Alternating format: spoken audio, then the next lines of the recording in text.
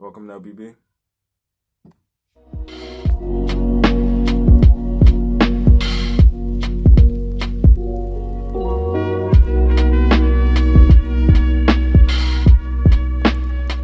What's up, y'all? Welcome back to another reaction. And today we're going to be reacting to the animated history of England, part 1. Very interested in history. Feel like we need to do some more history-based videos on this channel. Let's learn together, huh? This episode is supported by CuriosityStream. Use the URL curiositystream.com/Sweeney and use the code Sweeney for 1 month free. A soldier pierced through the brush of the forest to the camp of the Anglo Saxons on Baden Hill. On his patrol, he notices a wandering band of heathens foraging for food. He stays hidden in the undergrowth and quietly knocks an arrow. He recalls his king, a nobleman of Britain, sound of mind and a warrior for his god, who carried a cross on his back for 3 days as a sign of his piety. The Britons name him Arthur. He clears the sweat from his brow, draws his bow, and awaits the signal from his lord.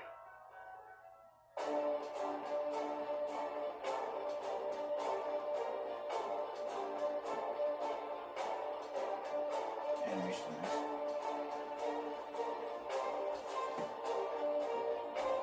Yeah, let me know if you're feeling these history videos down in the comments.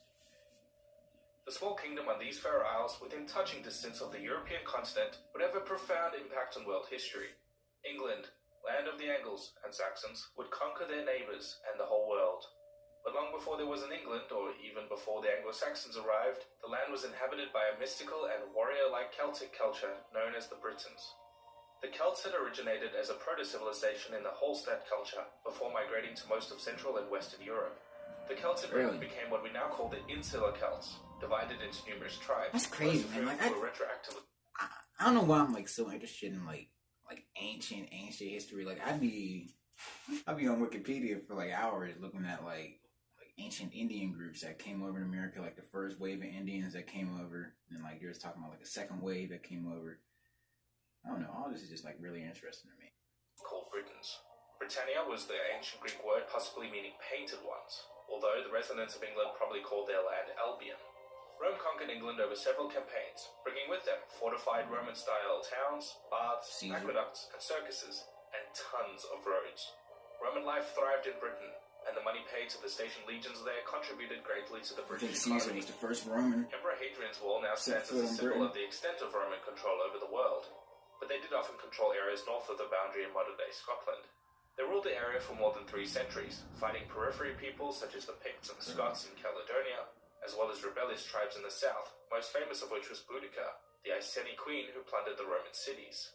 She is seen as a hero in English folk tales and a symbol of British resistance.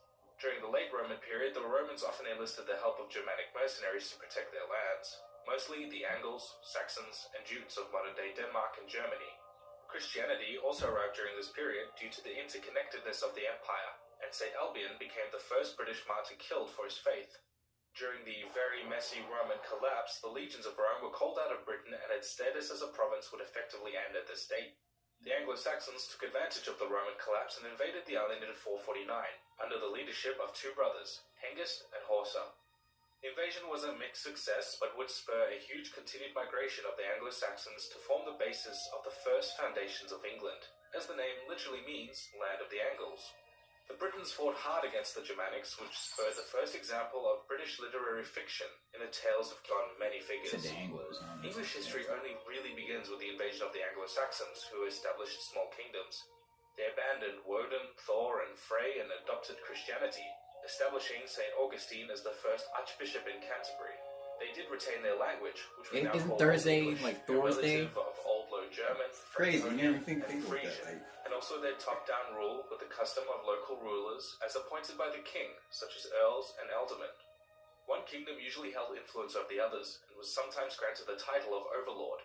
This was first Kent, then East Anglia, and then Northumbria, who entered a period of particularly noteworthy literary and religious prominence, called the Northumbrian Golden Age, and then the Mercians, who got rich from plundering Wales. Northumbria and Mercia became rivals, and soon exhausted themselves to a point where the West Saxon Kingdom, or Wessex, came to fill the power vacuum. A notable king... I've been watching, I already did watch the Netflix series on what was it called? I can't remember the name. Damn. Lost Kingdom or the Last Kingdom, something like that. Something Kingdom. I don't remember. It was a good show. Was Alfred the Great, who reformed Wessex's law, Uhtred and shit. trade policies, and created a standing army. This was mostly done in response to incursions by a brand new threat to the British Isles, the Vikings. The Vikings were Scandinavian cousins of the Anglo Saxons, who slowly turned from traders to raiders, and who plundered the English coastline of unprotected and wealthy monasteries. The English called them Danes, as most of them were from Denmark, but some were from modern-day Norway as well. These Danes became a massive problem for the now Christian Anglo-Saxon kings and plunged the whole island into chaos. The English generally believed they were a scourge from God and spread fear of the brutality of the pagans. The Viking Danes would eventually land in Britain at the head of a great heathen army to conquer the island, but we'll come back to the story later. During both the Roman period and the Anglo-Saxon period, the invaders had to contend with the original inhabitants of Britain, the Celts, and continued to have border wars with these Celts in Scotland, Wales, and Cornwall. These were fierce Iron Age warrior-like people of mystical and enigmatic origin. To find out more about these people and how they arrived in Britain, why not check out this 3-part documentary over on CuriosityStream, posted by the world-renowned Neil Oliver, to follow the history of the Celtic people and their remarkable migration to the British Isles from their homeland in ancient Austria. CuriosityStream is the best online streaming service. That was part 1, guys. Let me know if you enjoy these history videos, man. I definitely want to do a lot more of these. If you enjoyed this reaction, let me know down in the comments below, and we'll see you next time. Peace.